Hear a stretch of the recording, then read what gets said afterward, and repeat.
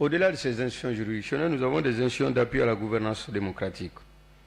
Les institutions d'appui à la gouvernance démocratique œuvrent à la promotion de la démocratie, de la bonne gouvernance et de l'état des droits dans les conditions définies par la présente Constitution et les lois.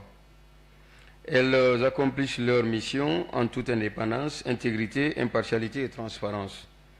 Elles peuvent attirer l'attention du président de la République, du gouvernement, du président de l'Assemblée nationale et du président du Sénat sur toute réforme qui leur paraît conforme ou contraire à l'intérêt général dans leur domaine. La Commission nationale pour le développement. La Commission nationale pour le développement a pour mission de contribuer à la définition des stratégies nationales et régionales de développement. Elle concourt à la définition des meilleurs standards de contrôle et de suivi de la cohérence des politiques et programmes nationaux de développement en matière notamment de gestion des ressources naturelles, de gestion des ressources stratégiques du pays, de supervision des réserves agricoles, minières, hydriques, pétrolières, énergétiques et environnementales, de participation citoyenne à la gouvernance conformément aux principes et valeurs de la présente Constitution et des lois de la République, de promotion de l'équité régionale dans le développement, de contrôle du transfert des ressources financières aux collectivités décentralisées conformément aux lois et aux règlements en vigueur, de promotion de la protection de la culture nationale, d'égalité des chances et de parité femmes-hommes, de participation des femmes, des jeunes et des personnes en situation de handicap dans les processus décisionnels, de préservation et de restauration de l'écosystème national et de la biodiversité. Elle est saisie, la Commission nationale de développement, par le président de la République, le président de l'Assemblée nationale, le président du Sénat et le Premier ministre de toute réforme à caractère économique, social, culturel et environnemental. Elle élabore des rapports sur l'impact des politiques et programmes de développement sur le bien-être des populations et fait des recommandations au gouvernement et au Parlement. La Commission nationale pour le développement est obligatoirement saisie pour avis sur tout contrat sur les ressources minières, énergétiques, hydrauliques et environnementales avant sa signature. Sur tout traité, toute convention ou tout accord international à caractère économique, social, culturel et environnemental avant sa signature. Elle est également saisie de tout projet de loi de plan ou de programme, de tout projet de création de nouvelles collectivités décentralisées ou de nouvelles circonscriptions territoriales, toute réforme concernant la loi organique relative aux lois de finances, tout projet ou toute proposition de loi à caractère économique, social, culturel ou environnemental, à l'exception des projets de loi de finances. Composition de la Commission nationale pour le développement.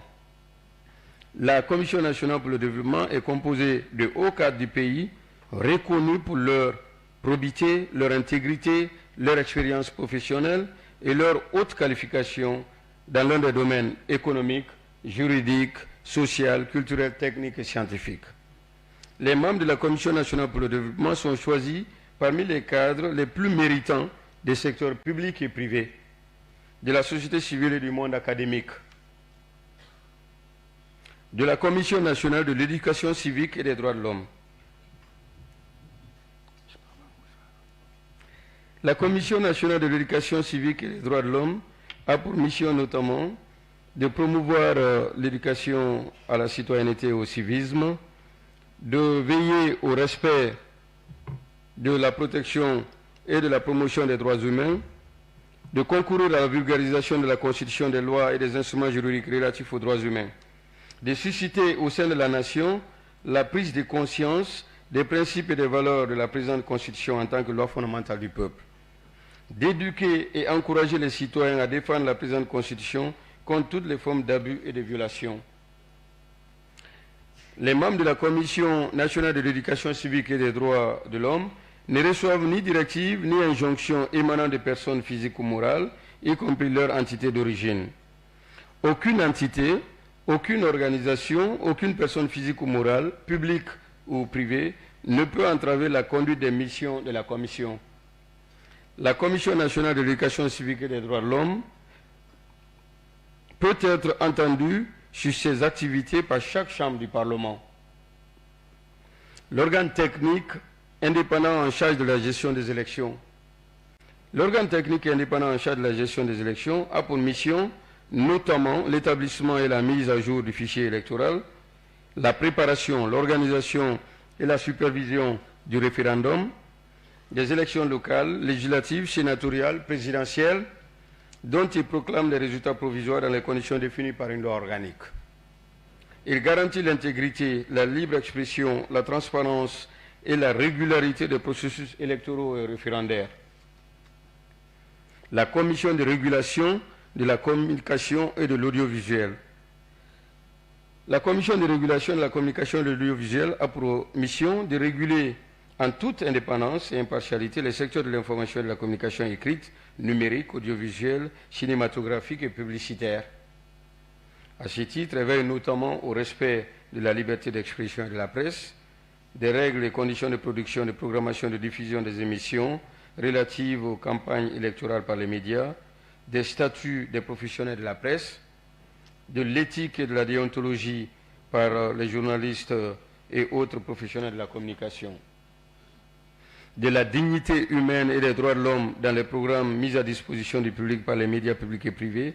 des dispositions proscrivant l'incitation à la violence, l'incitation à la haine et à toute forme de discrimination,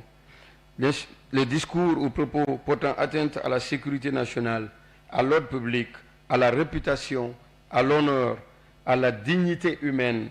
et aux droits d'autrui, y compris par les promoteurs et utilisateurs des médias sociaux. Elle veille également à l'accès au traitement équitable par les médias des organisations de la société civile et des partis politiques.